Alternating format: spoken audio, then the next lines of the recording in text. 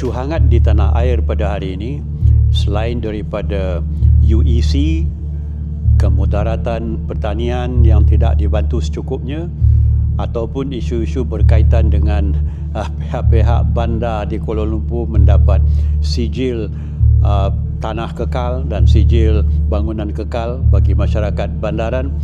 Isu yang paling mendesak dan perlu kita fahami dan beri penekanan serta berjuang selepasnya ialah tentang petroleum atau minyak sebagai produk tanah air yang menadikan setiap industri dan memberi peluang untuk berjuang, berjalan, berkomuniti bagi rakyat.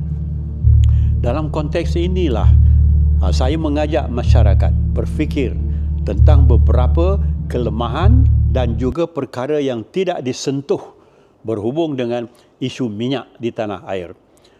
Hendaknya rakyat faham bahawa soal bagaimana harga RM2.19 bagi kos petroleum ataupun minyak 95 tidak sama dengan yang ada di Semenanjung. RM2.19 di Sabah dan Sarawak, tetapi di Terengganu masih RM3.40 lebih. Masih RM3.48 di Kuala Lumpur. Sedangkan kita adalah negara pengeluar minyak. Justru perbezaan harga minyak asas bagi RON 95 saja, kerajaan sudah tampak tidak telus. Kerajaan tidak ada menghurai apa justifikasinya harga semurah itu ada di Sabah dan Sarawak tetapi tidak di Semenanjung. Terengganu pengeluar minyak dan di Terengganu mempunyai distiller ataupun penapis minyak. Terengganu mengeluarkan 30,000 tong satu hari dan pada dahulu 50,000 tong. Tetapi Terengganu tidak mendapat layanan yang sama.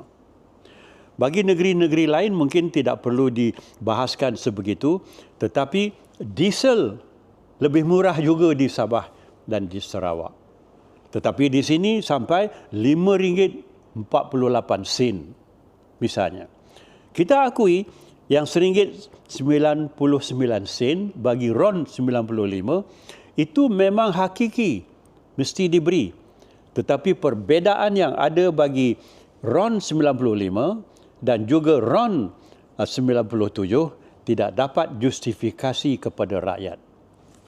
Selain itu, kita nak tanya Perdana Menteri, bagaimana di bawah Seksyen 3 Akta Pembangunan Petroleum 1974 diurus? Bagaimanakah Petronas terpaksa menjual syarikatnya di Kanada? Huraiannya tidak ada. Bagaimana operasi Petronas di Vietnam? Huraiannya tidak ada. Dan dikatakan bahawa kedudukan harga petroleum di tanah air kita dijejaskan oleh perang teluk di Asia Tengah. Ini tidak betul sebab yang dikeluarkan oleh Malaysia ialah petroleum antara 530,000 tong sehari hingga ke 700,000 tong satu hari. Catuannya untuk penggunaan rakyat tidak jelas. Dan yang paling menakjubkan ialah pengenaan harga yang berbeza antara satu minggu dengan yang lain. Kenapa mengikut Eropah? Kenapa mengikut UK? Kita sebagai pengeluar minyak biasa, sehendaknya dalam keadaan sekarang, ditapis segala yang tiada perlu, diberikan harga yang paling minimum untuk penggunaan rakyat.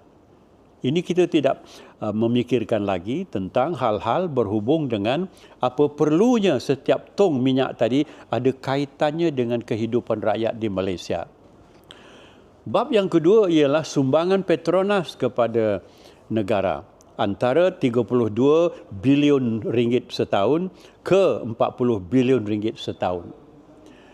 Dapat dilihat bahawa Petronas sudah mengecil sebab kepentingan Sabah dan Sarawak terlalu awal diputuskan oleh Perdana Menteri, mungkin di bawah Seksyen 3 ataupun tidak.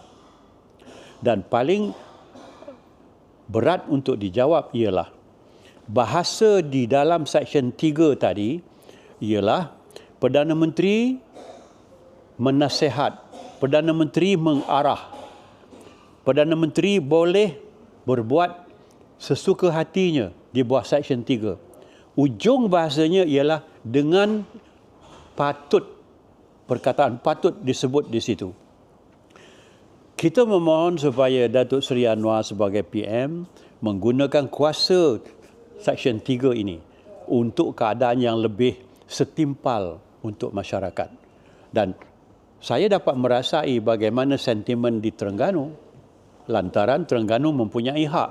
Namun perselarasan antara Sabah Sarawak dan Semenanjung dalam kos ataupun harga RON 95 ini tidak boleh hanya setakat ini. Ia mesti dihurai di bawah Seksyen 3 kepada rakyat. Dan harap ahli-ahli yang berhormat di Parlimen membawa perkara ini ke tahap yang paling detail. Sebab kuasa Perdana Menteri di bawah Akta Pembangunan Petroleum 1974 adalah mutlak. Tak ada dilapor ke Parlimen, tak ada dilapor ke Kabinet, hanya Perdana Menteri. Bagaimana hal ini sampai keadaan begitu meleset keadaannya bagi penggunaan dan harga? Mungkin ahli-ahli Parlimen kita mendesak hal ini di Dewan Rakyat dan Dewan Negara.